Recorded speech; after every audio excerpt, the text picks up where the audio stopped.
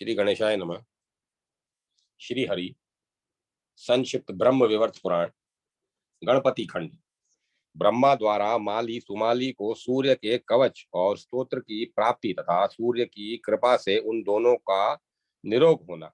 तदंतर नारद जी के पूछने पर नारायण बोले, नारद, मैं श्री सूर्य के पूजन का क्रम तथा संपूर्ण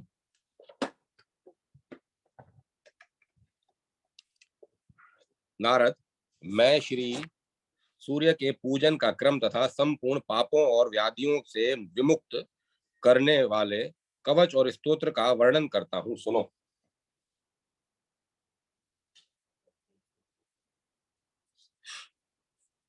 जब माली और सुमाली ये दोनों दैत्य व्याधिग्रस्त हो गए, तब उन्होंने सत्वन करने के लिए शिव मंत्र प्रदान करने वाले ब्रह्मा का स्मरण किया। ब्रह्मा ने वैकुंठ में जाकर कमलापति विष्णु से पूछा। उस समय शिव भी वहीं श्री हरि के सन्निकट विराजमान थे। ब्रह्मा बोले, हरे, माली और सुमाली दोनों दैत्य व्याधिग्रस्त हो गए हैं तथा अतः उनके रोग के विनाश का कौन सा उपाय है, यह बतलाइए। विष्णु ने कहा, ब्राह्मण, वे दोनों पुष्कर में जाकर वर्ष भर तक मेरे अंशभूत व्याधि हंता सूर्य की सेवा करें, इससे वे रोग मुक्त हो जाएंगे। शंकर ने कहा, जगदीश्वर, उन दोनों को रोग नाशक महात्मा सूर्य का स्तोत्र कवच और मंत्र जो कल्पतरु के समान है प्रदान कीजिए। ब्राह्मण, स्वयं श्री हरि तो सर्वस्व प्रदान करने वाले हैं और सूर्य रोग नाशक है, जिसका जो जो विषय है अपने विषय में वे दोनों संपत्ति प्रदायक हैं। इस प्रकार विष्णु और शिव की अनुमति पाकर ब्रह्मा उन दैत्यों के घर गए। तब दैत्यों ने उन्हें प्रणाम करके कुशल समाचार पूछा और बैठने के लिए आसन दिया। उन दैत्यों का शरीर गल गया था, उसमें से पिप और दुर्गंध निकल रही थी। आहार रहित होने के कारण वे चलने फिरने में असमर्थ हो गए थे। तब स्वयं दयालु ब्रह्मा ने उन दोनों से कहा। ब्रह्मा बोले, वत्सों, तुम दोनों कवच स्तोत्र और पूजा की विधि का क्रम ग्रहण करके पुष्कर में जाओ और वहां विनम्र भाव से सूर्य का भजन करो। उन दोनों ने कहा, ब्राह्मण, किस विधि से और किस मंत्र से हम सूर्य का भजन करें? उनका स्तोत्र कौन सा है और कवच क्या है, वह सब हमें प्रदान कीजिए। ब्रह्मा ने कहा, वत्स, जहाँ त्रिकाल स्नान करके इस स्तोत्र से भक्ति पूर्वक भास्कर की भली भांति सेवा करने पर तुम लोग निरोग हो जाओगे। वह मंत्र इस प्रकार है। ओम ह्रीम नमो भगवते सूर्याय परमात्मा ने स्वाहा। इस मंत्र से सावधानतया सूर्य का पूजन करके उन्हें भक्ति पूर्वक 16 उपहार प्रदान करना चाहिए। यों ही पूरे वर्ष भर तक करना चाहिए। इससे तुम लोग निश्चय ही रोग मुक्त हो जाओगे। पूर्व काल में अहिल्या का हरण करने के कारण गौतम के शाप से जब इंद्र के शरीर में सहस्त्र भाग हो गए थे, उस संकट काल में बृहस्पति जी ने प्रेम पूर्वक पाप युक्त इंद्र को जो कवच दिया था, वही अपूर्व सूर्य कवच है, मैं तुम लोगों को प्रदान करता हूँ। बृहस्पति ने कहा, इंद्र सुनो, मैं उस अद्भुत कवच का वर्णन करता हूँ जिसे धारण करके मुनि गण पवित्र हो भारतवर्ष में जीवन मुक्त हो गए। इस कवच के धारण करने वाले के सन्निकट व्याधि भय के मारे उसी प्रकार नहीं जाती है जैसे गरुड़ को देखकर सांप दूर हो जाते हैं। इसे अपने शिष्य को जो गुरु भक्त और शुद्ध हो बतलाना चाहिए, परंतु जो दूसरे के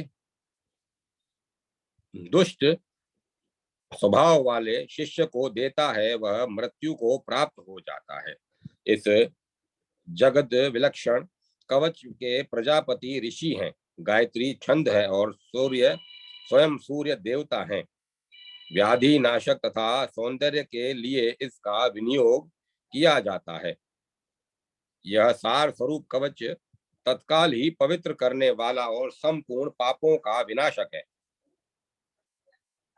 ह्रीं ओम क्लीं श्रीं श्री सूर्याय स्वाहा मेरे मस्तक की रक्षा करें।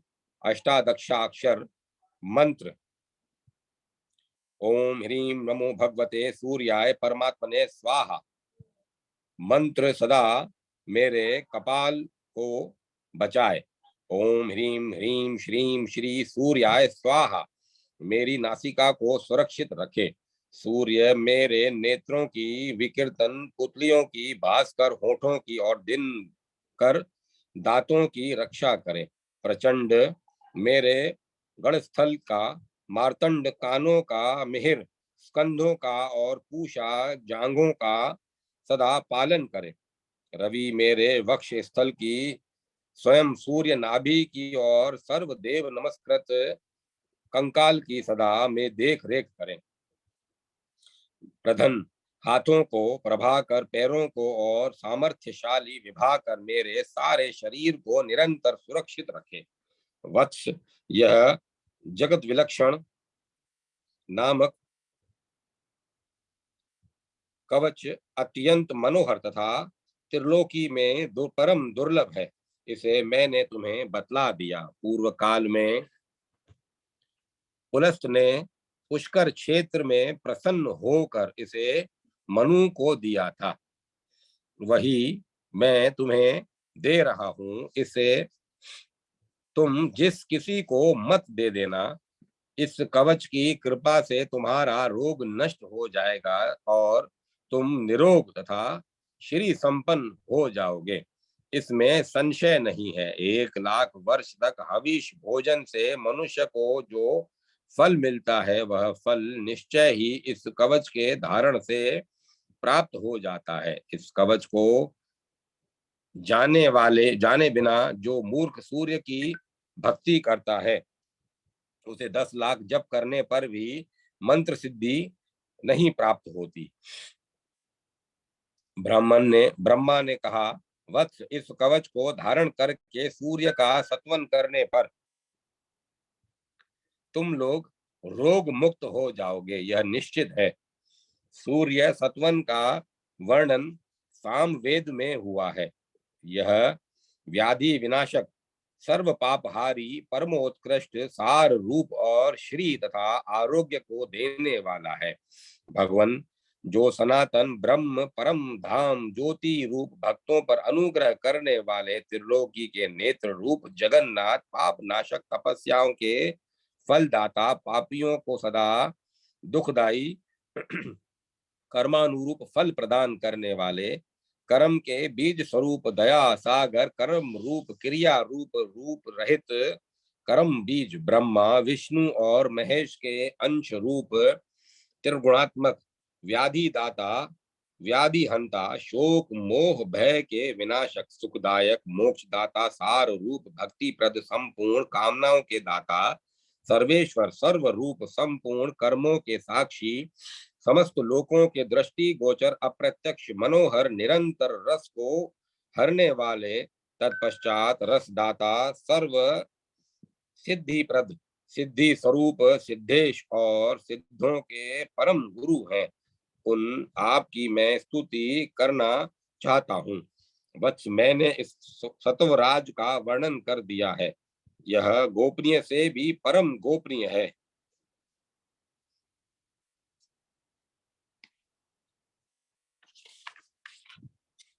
जो नित्य तीनों काल इसका पाठ करता है, वह समस्त व्याधियों से मुक्त हो जाता है। इसके उसके अंधापन, कोढ़, दरिद्रता, रोग, शोक, भय और कलह, ये सभी विश्वेश्वर श्री सूर्य की कृपा से निश्चय ही नष्ट हो जाते हैं।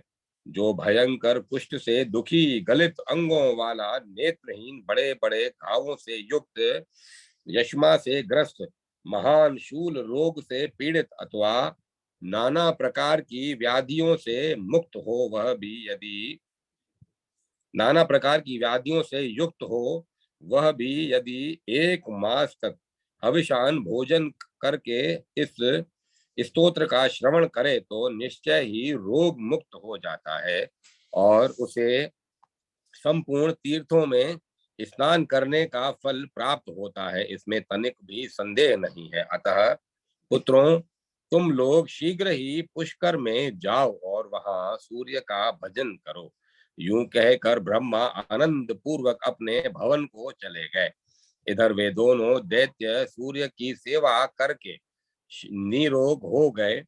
वत्स नारद, इस प्रकार मैंने तुम्हारे पूछे गए विघ्नेश्वर के विघ्न का कारण और तथा सिद्ध सर्व विघ्नहर सूर्य कवच और सूर्यास्तवादी सूर्यास्तवादी सुना दिया। अब तुम्हारी और क्या सुनने की इच्छा है। अध्याय 19 समाप्त। भगवान नारायण के निवेदन भगवान नारायण के निवेदित पुष्प की अवहेलना से इंद्र का श्री भ्रष्ट होना, पुनः बृहस्पति के साथ ब्रह्मा के पास जाना, ब्रह्मा द्वारा दिए गए नारायण स्तोत्र कवच और मंत्र के जप से पुनः श्री प्राप्त करना। तब श्री नारायण ने कहा, नारद, एक बार देवराज इंद्र निर्जन वन में एक पुष्पोद्यान में गए थे। वहां रंभा अप्सरा से उनका समागम हुआ। तदंतर वे दोनों जल विहार करने लगे। इसी बीच मुनि श्रेष्ठ दुर्वासा वैकुंठ से कैलाश जाते हुए शिष्य मंडल सहित वहां आ पहुंचे। देवराज इंद्र ने उन्हें प्रणाम किया। मुनि ने आशीर्वाद दिया। फिर भगवान नारायण का दिया हुआ पारिजात पुष्प इंद्र को देकर मुनि ने कहा, देवराज, भगवान नारायण के निवेदित यह पुष्प सब विघ्नों का नाश करने वाला है। यह जिसके मस्तक पर रहेगा वह सर्वत्र विजय प्राप्त करेगा और देवताओं के अग्रगण्य होकर अग्र पूजा का अधिकारी होगा। महालक्ष्मी छाया की तरह सदा इसके साथ रहेंगी। यह ज्ञान, तेज, बुद्धि, बल सभी बातों में सब देवताओं में से श्रेष्ठ और भगवान हरि के तुल्य पराक्रमी होगा। परंतु जो पामर अंध का अहंकार वश भगवान श्री हरि के निवेदित इस पुष्प को मस्तक पर धारण नहीं करेगा, वह अपनी जाति वालों के सहित श्री भ्रष्ट हो जाएगा। इतना कहकर दुर्वासा जी शंकरालय को चले गए। इंद्र ने उस पुष्प को अपने सिर पर न धारण करके ऐरावत हाथी के मस्तक पर रख दिया। इससे इससे इंद्र श्री भ्रष्ट हो गए।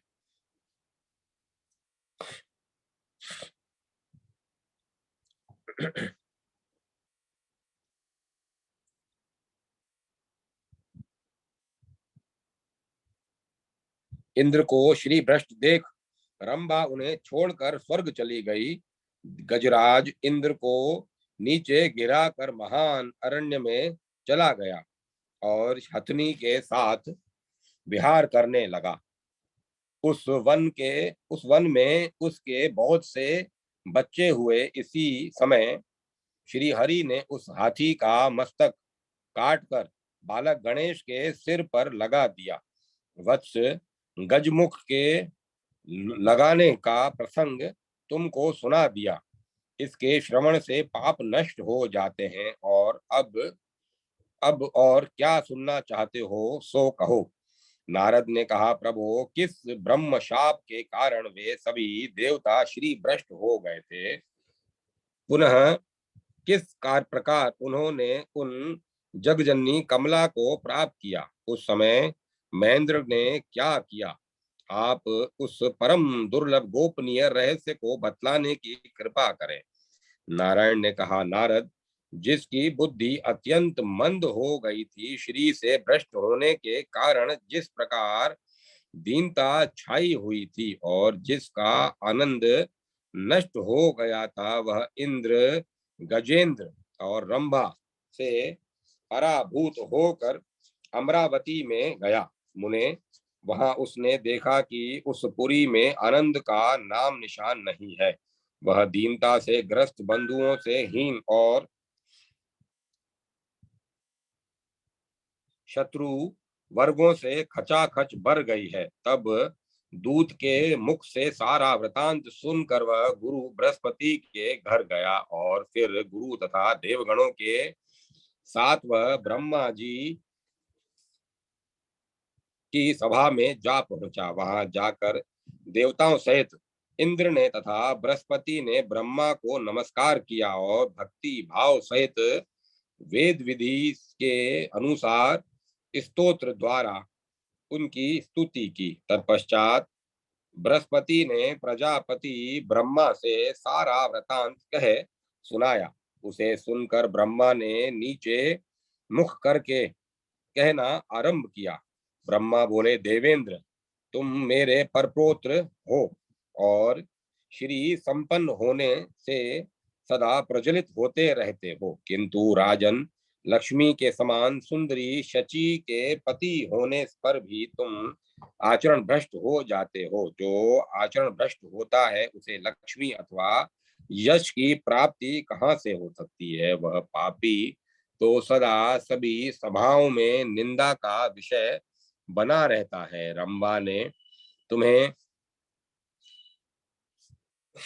रंभा ने तुम्हें हतबुद्धि बना दिया था। इसी कारण तुमने दुर्वासा द्वारा दिए गए श्री हरि के नैवेद्य को गजराज के मस्तक पर डाल दिया। इस समय सबके द्वारा भोगी जाने वाली वह रंभा कहाँ है और श्री से भ्रष्ट हुए तुम कहाँ? जिसके कारण तुम्हें लक्ष्मी से रहित होना पड़ा, वह रंभा भी तुम्हें क्षण भर में ही त्याग कर चली गई, क्योंकि वैश्या चंचला होती है। वह धनवानों को भी पसंद करती है, निर्धनों को नहीं। तथा प्राचीन प्रेमी का तिरस्कार करके नए नए नायकों को खोजती रहती है। परंतु वत्स, जो बीत गया वह तो चला ही गया, क्योंकि बीता हुआ पुनः वापस नहीं आता। अब तुम लक्ष्मी की प्राप्ति के लिए भक्ति पूर्वक नारायण का भजन करो। इतना कहकर नारायण परायण ब्रह्मा ने इंद्र को जगत सृष्टा नारायण का स्तोत्र, कवच और मंत्र दिया। तब इंद्र देवताओं तथा गुरु के साथ पुष्कर में जाकर अपने अभिषिप्त मंत्र का जप करने लगे और कवच ग्रहण करके उनके द्वारा श्री हरि की स्तुति में तत्पर हो गए। इस प्रकार पुण्यदायक शुभ भारतवर्ष में 1 वर्ष तक निराहार रहकर लक्ष्मी की प्राप्ति के हेतु उन्होंने लक्ष्मीपति की सेवा की। तब श्री हरि ने प्रकट होकर इंद्र को मनोवांछित वर तथा लक्ष्मी का स्तोत्र, कवच और ऐश्वर्यवर्धक मंत्र प्रदान किया। मुने, यह सब देकर श्री हरि तो वैकुंठ को चले गए और इंद्र क्षीर सागर पर पहुंचे। वहां उन्होंने कवच धारण कर स्तोत्र द्वारा सत्वन करके लक्ष्मी को प्राप्त किया। तत्पश्चात देवराज इंद्र ने शत्रु को जीत कर अमरावती को अपने अधिकार में कर लिया। इसी प्रकार सभी देवता एक एक करके अपने इच्छित स्थान को प्राप्त हुए। अध्याय 20-21 समाप्त। श्री हरि का इंद्र को लक्ष्मी कवच तथा लक्ष्मी स्तोत्र प्रदान करना। नारद जी ने पूछा, तपोधन लक्ष्मीपति श्री हरि ने प्रकट होकर इंद्र को महालक्ष्मी का कौन सा स्तोत्र और कवच प्रदान किया है था, वह मुझे बतलाइए। नारायण ने कहा, नारद, जब पुष्कर में तपस्या करके देवराज इंद्र शांत हुए, तब उनके कलेश को देखकर स्वयं श्री हरि वहीं प्रकट हुए। उन ऋषिकेश ने इंद्र से कहा, तुम अपने इच्छा अनुसार वर मांग लो। तब इंद्र ने लक्ष्मी को ही वर रूप से वर्ण किया और श्री हरि ने हर्ष पूर्वक उन्हें दे दिया। वर देने के पश्चात ऋषिकेश ने हितकारक, सत्य, सार रूप और परिणाम में सुखदायक था ऐसा वचन कहना आरंभ किया। श्री मधुसूदन बोले, इंद्र, लक्ष्मी प्राप्ति के लिए तुम लक्ष्मी कवच ग्रहण करो। यह समस्त दुखों का विनाशक, परम ऐश्वर्य का उत्पादक और संपूर्ण शत्रुओं का मर्दन करने वाला है। पूर्व काल में जब सारा संसार जल मग्न हो गया था, उस समय मैंने इसे ब्रह्मा को दे दिया था, जिससे धारण करके ब्रह्मा त्रिलोकी में श्रेष्ठ और संपूर्ण ऐश्वर्यों से संपन्न हो गए। इसी के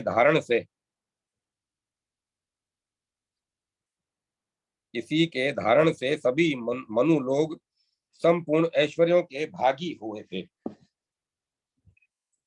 देवराज, इस सर्व ऐश्वर्य प्रद कवच के ब्रह्मा ऋषि हैं, पंडित छंद हैं, स्वयं पद्मालया लक्ष्मी देवी और सिद्धेश्वर के जपों में इसका विनियोग कहा गया है। इस कवच के धारण करने से लोग सर्वत्र विजयी होते हैं। पद्म मेरे मस्तक की रक्षा करें, हरि प्रिया कंठ की रक्षा करें, लक्ष्मी नासिका की रक्षा करें, कमला नेत्रों की रक्षा करें, केश कांता केशों की, कमलालया कपाल की, जगत जननी दोनों कपोलों की, और संप्रभता संपत्त प्रदा सदा स्कंद की रक्षा करें। ओम श्रीम कमला वासनीय स्वाहा मेरे पुष्ट भाग का सदा पालन करे। ओम श्रीम पद्मलयाय स्वाहा वक्ष स्थल को सदा सुरक्षित रखें। श्री देवी को नमस्कार है, वे मेरे कंकाल तथा दोनों भुजाओं को बचाए। ओम ह्रीम श्रीम लक्ष्मी नमः चीर काल तक निरंतर मेरे पैरों का पालन करे।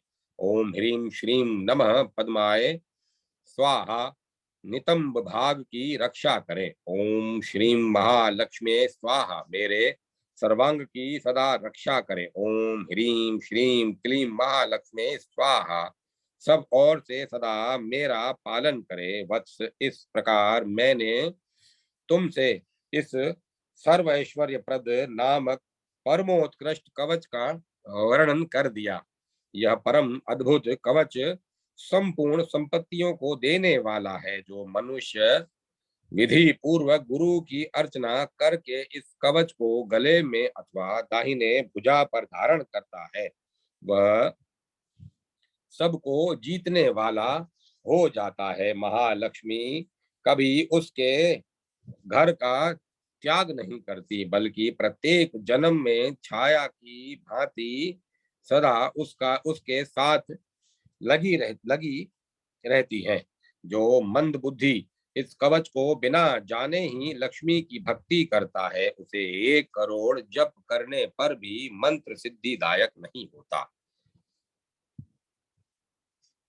नारायण कहते हैं, महामुने, यूं जगदीश्वर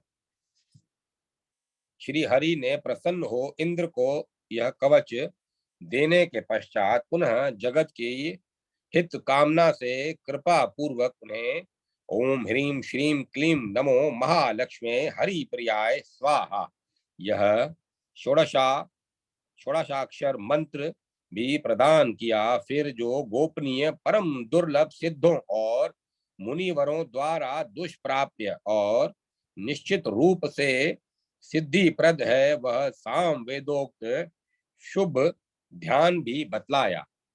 वह ध्यान इस प्रकार है, जिनके शरीर की आभा श्वेत चंपा के पुष्प के सदृश और तथा कांति सैकड़ों चंद्रमाओं के समान है, जो अग्नि में तपाकर शुद्ध की हुई साड़ी को धारण किए हुए तथा रत्न निर्मित आभूषणों से विभूषित हैं, जिनके प्रसन्न मुख पर मंद मुस्कान की छटा छाई हुई है, जो भक्तों पर अनुग्रह करने वाली स्वस्थ और अत्यंत मनोहर है। सहस्त्र दल कमल जिनका आसन है, वह परम शांत तथा श्री हरि की प्रियतमा पत्नी है।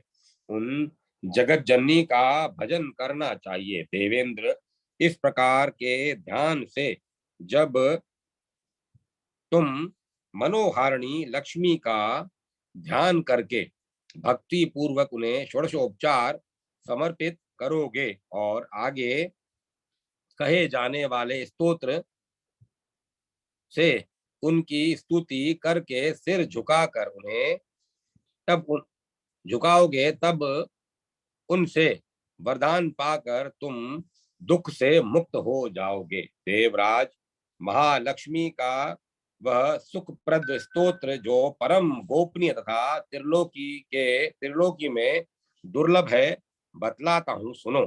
नारायण कहते हैं, देवी, जिनका सत्वन करने में बड़े बड़े देवेश्वर समर्थ नहीं है, उन्हीं आपकी मैं स्तुति करना चाहता हूं। आप बुद्धि के परे सूक्ष्म तेजो रूप सनातनी और अत्यंत अनिवर्चनीय हैं। फिर आपका वर्णन कौन कर सकता है। जगदम्बिके, आप स्वच्छामयी निराकार, भक्तों के लिए मूर्तिमान, अनुग्रह स्वरूप और मन वाणी से परे हैं। तब मैं आपकी क्या स्तुति करूं। आप चारों वेदों से परे भव सागर को पार करने के लिए उपाय स्वरूप संपूर्ण अन्नों तथा सारी संपदाओं की अधिदेवी हैं और योगियों योगों, ज्ञानियों ज्ञानों, वेदों वेद वेदताओं की जननी है। फिर मैं आपका क्या वर्णन कर सकता हूँ, जिसके बिना सारा जगत निश्चय ही उसी प्रकार वस्तुहीन एवं निष्फल हो जाता है, जैसे दूध पीने वाले बच्चों को माता के बिना सुख नहीं मिलता। आप तो जगत की माता हैं, अतः प्रसन्न हो जाइए और हम अत्यंत भयभीतों की रक्षा कीजिए। हम लोग आपके चरण कमल का आश्रय लेकर शरणापन्न हुए हैं। आप शक्ति स्वरूपा जगत जननी को बारंबार नमस्कार है। ज्ञान बुद्धि तथा सर्वस्व प्रदान करने वाली आपको पुनः पुनः प्रणाम है। महालक्ष्मी, आप हरि भक्ति प्रदान करने वाली, मुक्ति दायिनी, सर्वज्ञा और सब कुछ देने वाली हैं। आप बारंबार मेरा प्रणिपात स्वीकार करें।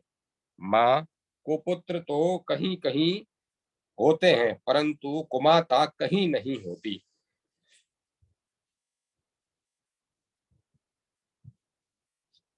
क्या कहीं पुत्र के दुष्ट होने पर माता उसे छोड़कर चली जाती है। हे माता, आप कृपा सिंधु श्री हरि की प्राण प्रिया हैं और भक्तों पर अनुग्रह करना आपका स्वभाव है। अतः दुधमुहे बालकों की तरह हम लोगों पर कृपा करो, हमें दर्शन दो। वत्स, इस प्रकार लक्ष्मी का वह शुभ कारक स्तोत्र जो सुखदायक, मोक्षप्रद, सार रूप, शुभद और संपत्ति का आश्रय स्थान है, तुम्हें बता दिया। जो मनुष्य पूजा के समय इस महान पुण्य कारक स्तोत्र का पाठ करता है, उसके ग्रह का महालक्ष्मी कभी परित्याग नहीं करती। इंद्र से इतना कहकर श्री हरि वहीं अंतर ध्यान हो गए। तब उनकी आज्ञा से देवताओं के साथ देवराज क्षीर सागर पर गए। देवताओं के सत्वन करने पर महालक्ष्मी का प्रकट होकर देवों और मुनियों के समक्ष अपने निवास योग्य स्थान का वर्णन करना। नारायण कहते हैं, नारद, तदंतर इंद्र, गुरु बृहस्पति तथा अन्यान्य देवों को साथ लेकर लक्ष्मी की प्राप्ति के लिए प्रसन्न मन से शीघ्र ही क्षीर सागर के तट पर गए। वहां उन्होंने अमूल्य रत्न की गुटिका से युक्त कवच को गले में बांधकर पुनः पुनः उस दिव्य स्तोत्र को का मन ही मन स्मरण किया। फिर जब लोगों ने भक्ति भाव पूर्वक कमल वासिनी लक्ष्मी का स्तवन किया। उस समय उनके सिर भक्ति के कारण झुके हुए थे और अत्यंत दीनतावश नेत्रों में आंसू छलक आए थे। उनके द्वारा की गई स्तुति को सुनकर सहस्त्र दल कमल पर वास करने वाली तथा सैकड़ों चंद्रमाओं के समान कांतिमती महालक्ष्मी तुरंत ही वहां प्रकट हो गई। मुने उन जगन माता की उत्तम प्रभा से सारा जगत व्याप्त हो गया। तदंतर जगत का भरण पोषण करने वाली लक्ष्मी के ने देवताओं से यथोचित हितकारक एवं सार रूप वचन कहा। श्री लक्ष्मी बोली, बच्चों, तुम लोग ब्रह्म शाप के कारण भ्रष्ट हो गए हो, अतः मेरा तुम लोगों के घर जाने का विचार नहीं है। इस समय मैं ऐसा करने में समर्थ नहीं हूँ, क्योंकि मैं ब्रह्म शाप से डर रही हूँ। ब्राह्मण मेरे प्राण हैं, वे सभी सदा मुझे पुत्र से भी बढ़कर प्रिय हैं। वे ब्राह्मण जो कुछ देते हैं वही मेरी जीविका का साधन होता है। यदि वे विप्र प्रसन्नता पूर्वक मुझसे कहें तो मैं उनकी आज्ञा से चल सकूंगी। वे तपस्वी मेरी पूजा करने में समर्थ नहीं वे तपस्वी मेरी पूजा करने में समर्थ नहीं है। जब अभाग्य का समय आ जाता है तभी वे गुरु ब्राह्मण देव सन्यासी तथा वैष्णवों द्वारा शापित होते हैं। जो सबके कारण ऐश्वर्यशाली सर्वेश्वर और सनातन हैं, वे भगवान नारायण भी ब्रह्म शाप से भय मानते हैं। ब्रह्मन, इसी बीच अंगिरा, प्रचेता, क्रतु, भृगु, पुलह, पुलत्स्य, मरीचि, अत्रि, सनक, सनंदन, तीसरे तीसरे सनातन साक्षात नारायण स्वरूप भगवान सनत कुमार, कपिल, आसुरी, वोडु, पंचशिख, दुर्वासा, कश्यप, अगस्त्य, गौतम, कणव, औरव, कात्यायन, कणाद, पाणिनि, मार्कंडे, लोमश और स्वयं भगवान वशिष्ठ, ये सभी ब्राह्मण हर्षपूर्ण चित्त से वहां आए। वे सभी ब्रह्म तेज से प्रज्वलित हो रहे थे और उनके मुख पर मुस्कुराहट थी। उन्होंने अनेक प्रकार की पूजा सामग्री से भगवती लक्ष्मी का पूजन किया और देवताओं ने उन्हें वन्य पदार्थों का नैवेद्य समर्पित किया। फिर उन मुनीश्वरों ने हर्ष के साथ उनकी स्तुति करके भक्ति पूर्वक उनका आराधन किया और वहां जगदम्बिके, आप देवलोक तथा मृत्यु लोक में पधारिए। उनका यह वचन सुनकर जगत जननी संतुष्ट हो गई और ब्राह्मणों की आज्ञा से निर्भय हो चलने के लिए उदत होकर उनसे बोली। श्री महालक्ष्मी ने कहा, विप्रवरों, तुम मैं आप लोगों की आज्ञा से देवताओं के घर जाऊंगी, किंतु भारतवर्ष में जिन जिन के घर नहीं जाऊंगी उनका विवरण सुनिए। पुण्यात्मा ग्रस्तों और उत्तम नीति के जानकार नरेशों के घर में तो मैं स्थिर रूप से निवास करूंगी और पुत्र की भांति उनकी रक्षा करूंगी। जिस जिसके प्रति उसके गुरु देवता माता पिता भाई बंधु अतिथि और पितृ लोग रुष्ट हो जाएंगे उनके घर में नहीं जाऊंगी। जो मिथ्यावादी, पराक्रमहीन और दुष्ट स्वभाव वाला है तथा मेरे पास कुछ नहीं है, यूं सदा कहता रहता है, उसके घर में नहीं जाऊंगी। जो सत्यहीन, धरोहर हड़प लेने वाला, झूठी गवाही देने वाला, विश्वासघाती और कृतघ्न है, उसके घर ग्रह में मैं नहीं जाऊंगी। जो चिंताग्रस्त, भयभीत, शत्रुओं के चुंगल में फंसा हुआ महान पापी, कर्जदार और अत्यंत कृपण है, ऐसे पापियों के घर में नहीं जाऊंगी। जो दीक्षाहीन, शोकार्त, मंद बुद्धि और सदा स्त्री के वश में रहने वाला है, तथा जो उल्टा स्त्री का पति अथवा पुत्र है उसके घर में कभी नहीं जाऊंगी। जो दुष्ट वचन बोलने वाला और झगड़ालू है, जिसके घर में निरंतर कलह होता रहता है तथा जिसके घर में स्त्री का स्वामित्व है, ऐसे लोगों के घर में मैं नहीं जाऊंगी। जहाँ श्री हरि की पूजा और उनके गुणों का कीर्तन नहीं होता तथा उनकी प्रशंसा में उत्सुकता नहीं है, उसके घर में नहीं जाऊंगी।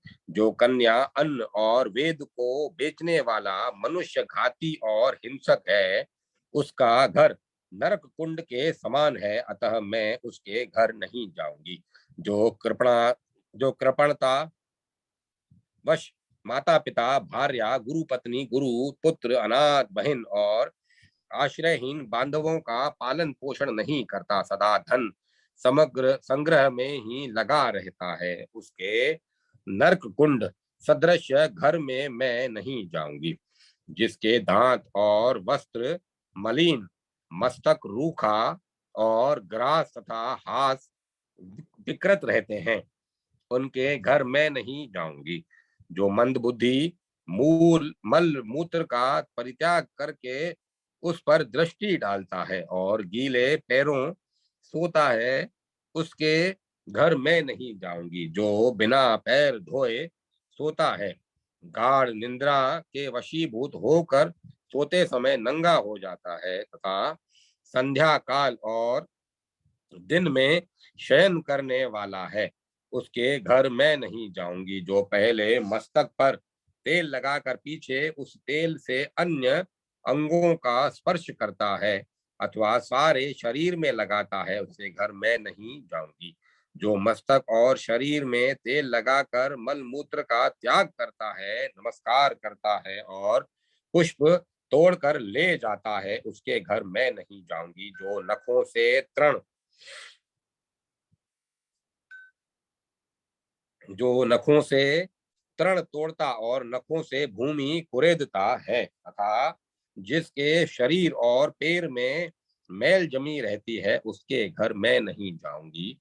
जो अपने द्वारा अथवा पराय द्वारा दी गई ब्राह्मण की और देवता की वृत्ति का अपहरण करता है, वह ज्ञानशील ही क्यों न हो, उसके घर में नहीं जाऊंगी।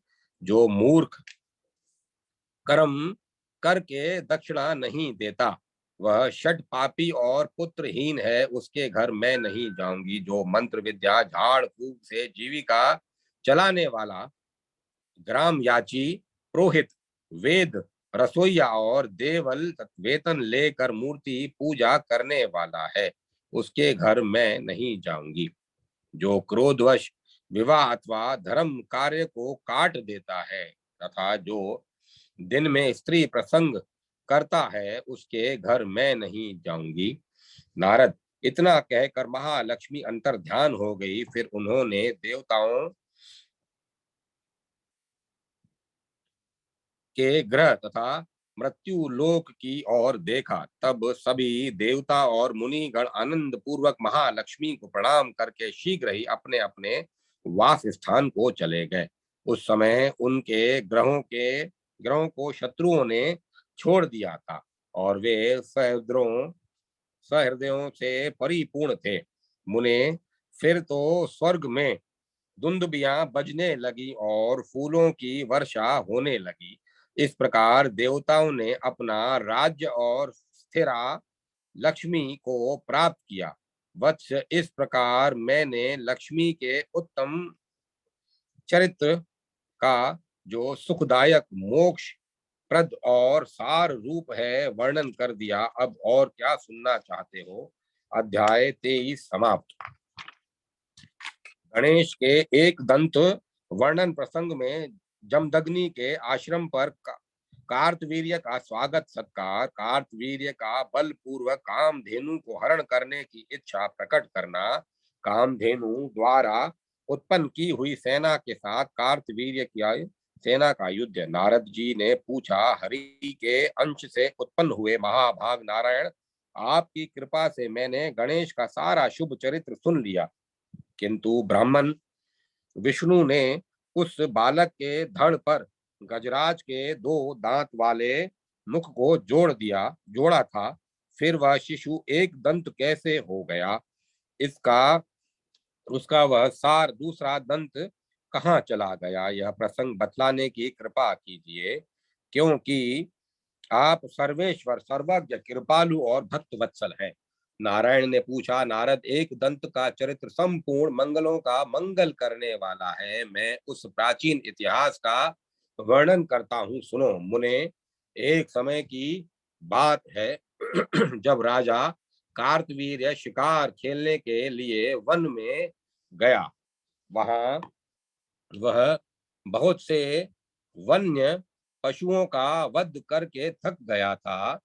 इतने में सूर्यास्त हो गया। तब उस राजा ने सायंकाल में सेना सहित वहीं वन में जमदग्नि ऋषि के आश्रम में के निकट पड़ाव डाल दिया और बिना कुछ खाए पिए रात्रि व्यतीत की। प्रातः काल राजा सरोवर में स्नान करके पवित्र हुआ और अपने शरीर को अलंकृत करके दत्तात्रेय द्वारा दिए गए मंत्र का भक्ति पूर्वक जप करने लगा।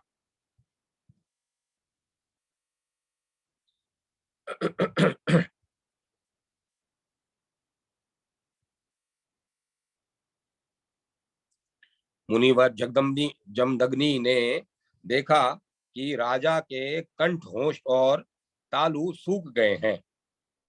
तब उन्होंने प्रेम के साथ आदर पूर्वक कोमल वाणी से राजा का कुशल समाचार पूछा। तदंतर राजा ने बड़ी उतावली के साथ सूर्य के समान तेजस्वी मुनि को प्रणाम किया और मुनि के चरणों में पड़े हुए राजा को स्नेह पूर्वक शुभ आशीर्वाद दिया। और मुनि ने चरणों में पड़े हुए राजा को स्नेह पूर्वक शुभ आशीर्वाद दिया। राजा ने अपने उपवास आदि का सारा वृतांत कह सुनाया। तब मुनि ने तुरंत ही डरते डरते राजा को निमंत्रण दे दिया। इसके बाद मुनि श्रेष्ठ जमदग्नि हर्ष पूर्वक अपने आश्रम को लौट आए और वहां उन्होंने लक्ष्मी सदृशी माता कामधेनु से सारा वृतांत कह सुनाया। तब कामधेनु भयभीत हुए मुनि से बोली, मुने, मेरे रहते आपको भय कैसा? आप तो मेरे द्वारा सारे जगत को भोजन कराने में समर्थ हैं, फिर राजा की क्या बात है? आप राजाओं के भोजन योग्य त्रिलोकी में दुर्लभ जिन जिन पदार्थों की याचना करेंगे, वह सब मैं आपको प्रदान करूंगी। तदंतर कामधेनु ने अनेक प्रकार के भोजन करने के योग्य सोने और चांदी के बर्तन, असंख्यों भोजन बनाने के पात्र और बहुत से स्वादिष्ट पदार्थों से परिपूर्ण बर्तन मुनि को दिए। फिर नाना प्रकार के स्वादिष्ट और पके हुए कटहल, आम, नारियल और बेल के फल प्रदान किए। नारद, स्वादिष्ट लड्डुओं की तो असंख्य डेरियां लग गई।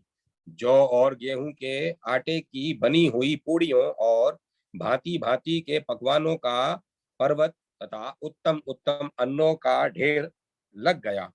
दूध, दही और घी की नदियां बह चली।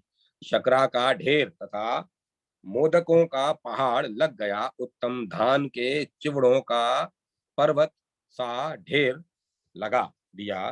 फिर कौतुक वश राजाओं के योग्य पूर्णतया कपूर आदि से सुवासित तांबुल और सुंदर वस्त्राभूषण प्रदान किया। इस प्रकार सामग्री से संपन्न हो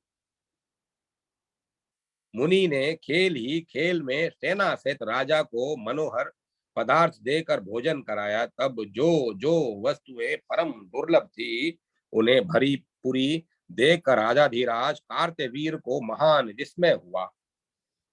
फिर उन बर्तनों को देखकर वह कहने लगा, राजा ने कहा, सचिव, जरा पता तो लगाओ कि ये दुर्लभ पदार्थ सहसा कहाँ से आ गए।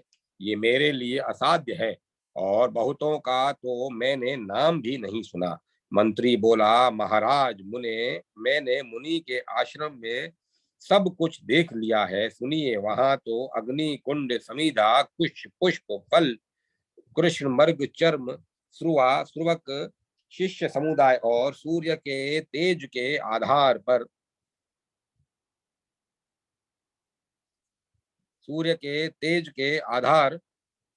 पर पकने वाले अन्न आदि ही है। वह संपूर्ण संपत्तियों से रहित है। वहां मैंने यह भी देखा है कि सभी लोग जटाधारी हैं और वृक्षों की छाल ही उनका वस्त्र है, परंतु आश्रम में एक भाग में मैंने एक मनोहर कपिला गौ को देखा है। उसके अंग बड़े सुंदर हैं, चांदनी की सी उसकी कांति है और लाल कमल के समान उसके नेत्र है। पूर्णिमा के चंद्रमा की सी कांतिमती वह गौ वहां तेज से उदीप्त हो रही थी। वहीं साक्षात लक्ष्मी की तरह संपूर्ण संपत्तियों और गुणों की आधार है। तदंतर मंत्री के कहने पर वह दुर्बुद्धि राजा मुनि से उस गौ की याचना करने के लिए उदत हो गया, क्योंकि वह उस समय सर्वथा काल पाश से बंधा हुआ था। भला पुण्य अथवा उत्तम बुद्धि क्या कर सकती है, क्योंकि मनोहर होनहार ही सब तरह से बली होता है। किसी कारण पुण्यवान एवं बुद्धिमान होकर भी राजेंद्र कार्तवीर्य देववश ब्राह्मण से याचना करना चाहता है। पुण्य से भारतवर्ष में पुण्य रूप कर्म और पाप से भयदायक पाप रूप कर्म प्रकट होता है। पुण्य कर्म से स्वर्ग का भोग करके मनुष्य पुण्य स्थल में जन्म लेता है और पाप कर्म से नरक का भोग करने के पश्चात प्राणियों की निंदित योनि में उत्पत्ति होती है। नारद, कर्म के वर्तमान रहते प्राणियों का उद्धार नहीं होता, इसीलिए संत लोग निरंतर कर्म का श्रय ही करते हैं। वही विद्या, वही तप, वही ज्ञान, वही गुरु, वही भाई बंधु, वही माता, वही पिता और वही पुत्र सार्थक है, जो कर्म श्रेय में सहायता करता है। प्राणियों के कर्मों का शुभ अशुभ भोग दारुण रोग के समान है, जिससे भक्त रूपी वेद श्री कृष्ण भक्ति रूपी रसायन के द्वारा नष्ट करते हैं। जगत का धारण पोषण करने वाली बुद्धि दायिनी माया प्रत्येक जन्म में सेवा करके सेवा किए जाने पर संतुष्ट होकर भक्त को वह भक्ति प्रदान करती है। तदंतर माया से विमुग्ध हुए राजा कार्तवीर ने यत्न पूर्वक मुनि को अपने पास बुलाया और हर्ष के साथ अंजलि बांधकर भक्ति पूर्वक उनसे विनय पूर्ण वचन कहा। राजा बोला, भक्तों पर अनुग्रह करने के लिए उदत रहने वाली भक्तेश, आप तो कल्पतरु के समान हैं, अतः मुझ भक्त को कामना पूर्ण करने वाली इस काम धेनु को भिक्षा रूप में प्रदान कीजिए। तपोधन, आप जैसे दाताओं के लिए भारतवर्ष में कोई वस्तु अदेय नहीं है। मैंने सुना भी है कि पूर्व काल में दधीची ने देवताओं को अपनी हड्डी दे डाली थी।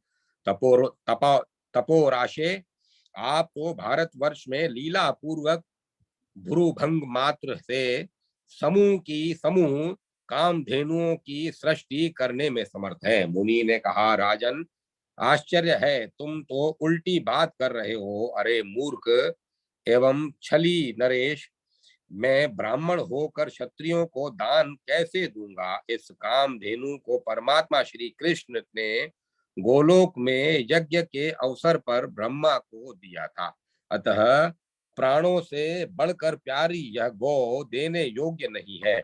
भूमिपाल, फिर ब्रह्मा ने इसे अपने प्रिय पुत्र भृगु को दिया और भृगु ने मुझे दिया।